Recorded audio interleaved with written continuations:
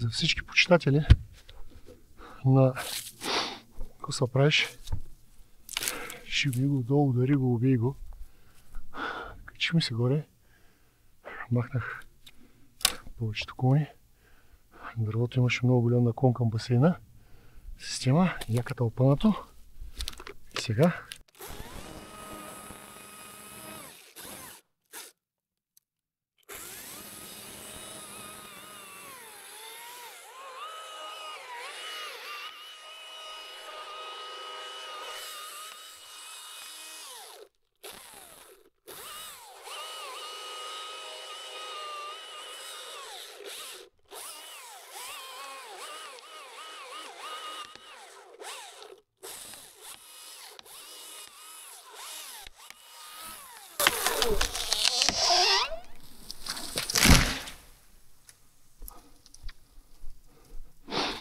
идеята беше колкото се може по-далече, защото, нали, съборихме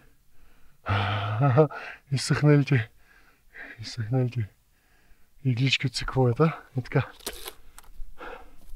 Сега ще го разфасуваме и ще си ходим. Между другото, това определено е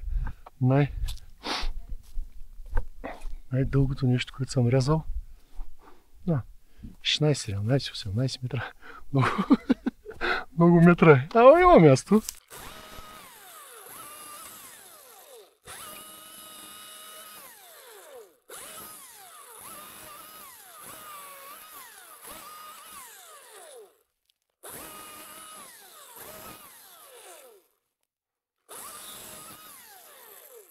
Има място и да зарадвам почитателите на, както вече казах, шибни го долу.